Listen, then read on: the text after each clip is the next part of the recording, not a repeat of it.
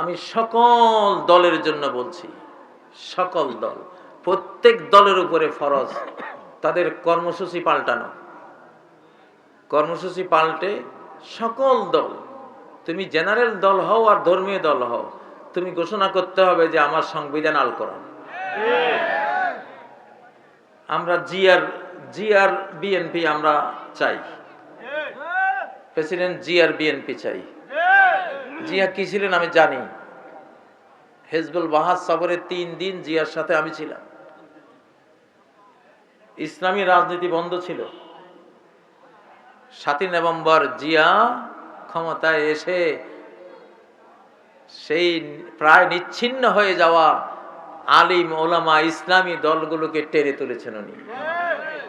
তাহলে ওনার দলের সংবিধান কি? কোরআন।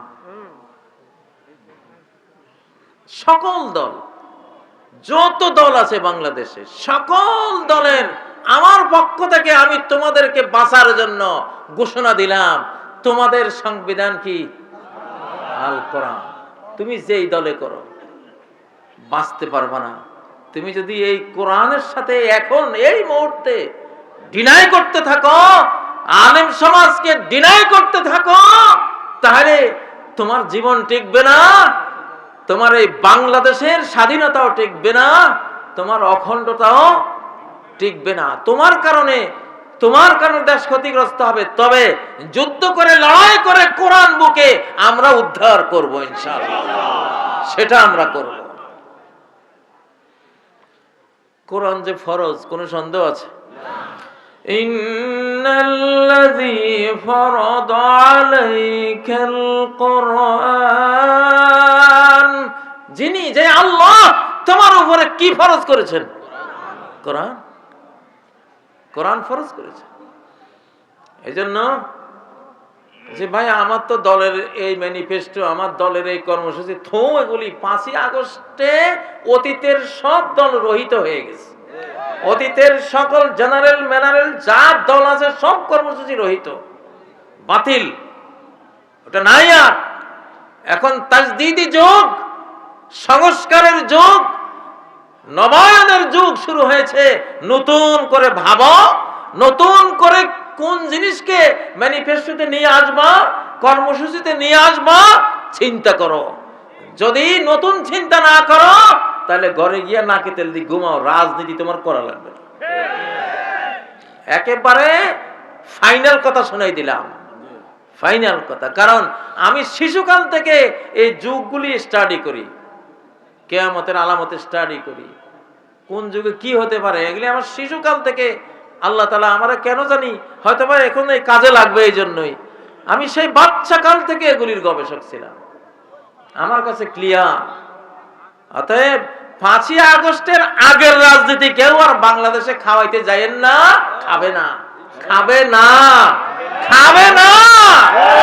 সবাই পাল্টে যান, বদলে যান, কোরআনকে নিজের সংবিধান ঘোষণা করেন যে আমরা মুসলিম হিসেবে, ধর্মপ্রাণ মুসলিম হিসেবে আমরাও তো আমাদের দলের মধ্যে ইসলামকে নিয়ে আসবো।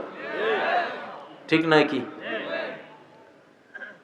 প্রিয় বন্ধুরা, এখন আমরা সেই যুগের একেবারেই দ্বার প্রান্তে আমরা চলে এসেছি। আপনারা আগামী দিনগুলোতে এই ঘটনাগুলি প্রত্যক্ষ করবেন, যে এই ঘটনাগুলি কিছুটা আমি এখানে আলোকপাত করেছি। তো শেষ কথা হলো, কোনো মুসলিম যদি অমুসলিমের পক্ষ নেয় সে আর মুসলিম থাকে না। কোন মুসলিম যদি অমুসলিমদের পক্ষ নেয়, মুসলিমদের স্বার্থ বিক্রি করে, এদের মুখ দিয়ে কয় যে 2040-এর মধ্যে গোটা ইউরোপ মুসলমান হয়ে যাবে। তাহলে তুমি 40-এর হিসাব করো, আমি তো দেখি তার আগেই হয়ে যাবে ইনশাআল্লাহ।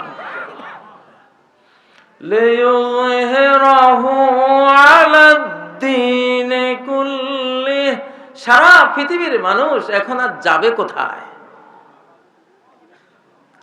বাংলাদেশের টিকটক ছেলেমেয়েরা আমি খুব দুঃখ পেতাম যখন দেখতাম আমার এই নতুন প্রজন্মটা আহারে ওই পাবজি, ওই তারপরে টিকটক, তারপরে আরো জানি এগুলো নামও তো আমরা জানি না, সারা দিন চোখের নিচে বসে বসে খালি মায়ের লগও কথা নাই, বাবার লগও নাই, চোখের নিচে খালুয়াতে চলে গেছে সাধনা, চকির তলে সাধনা করে, মোবাইল সাধনা, ঠিক না?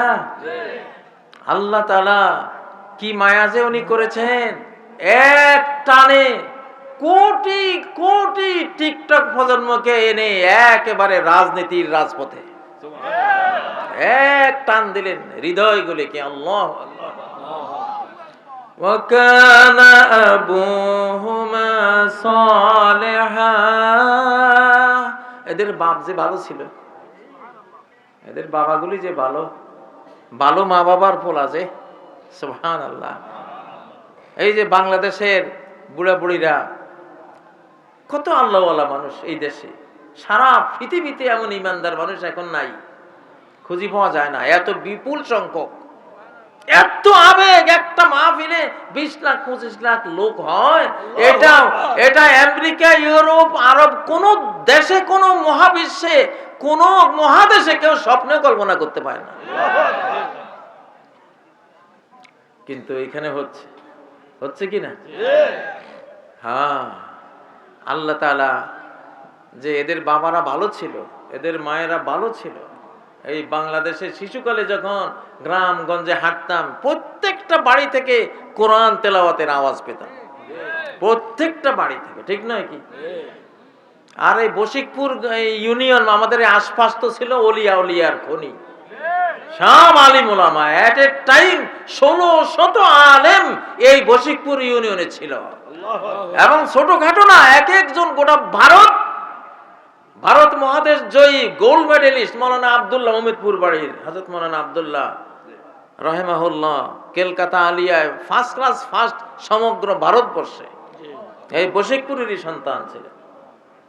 এই যে নান্নু আছে না, বিএনপির নান্নুর দাদা গোল্ড মেডেলিস্ট, আমার বাবা ওনার ছাত্র ছিল, বাবা গল্প করতেন। আপনারা হাসেন কেন ভাই? বাবা দাদা যার হোক, সমস্যা আছে কোন? আলেমদের সন্তানরাই বুদ্ধিমান বেশি হয়। আপনি গবেষণা করলে দেখবেন, যেই সন্তানদের বাবা মা আলেম আলেমা, সেই সন্তানদের মেধা অনেক গুণ বেশি হয়। কোরআনের কারণে। কিসের কারণে? কোরআনের কারণে। কোরআন, এটা আলেম লাগে না, যেই কোরআন পড়বে তার সন্তানদের মেধা সেই হারে বাড়বে, কারণ গোটা কোরআনটা হলো মেধার কিতাব। কিসের কিতাব? লাআল্লাকুম তাকিলুন, আমি এই কোরআন দিয়েছি তোদের আকল সৃষ্টি হওয়ার জন্য, যাতে তোদের ভিতরে বিবেক তৈরি হয়, আকল তৈরি হয়, ইন্টেলিজেন্স তৈরি হয়, তোরা বুদ্ধিমান হতে পারিস। এই জন্য কোরআন নাজিল করেছে। কোরআন আগা গোড়া পুরোটাই ইন্টেলিজেন্সের নাম, জ্ঞানের নাম, বুদ্ধির নাম। এই জন্য কোরআন যে যত বেশি পড়বে তার বুদ্ধি জ্ঞান তত বেশি বাড়বে। প্রিয় ভাইরা, প্রিয় বশিকপুরবাসী, আমি আলেমদের নিয়ে কিছু কথা বলেছি।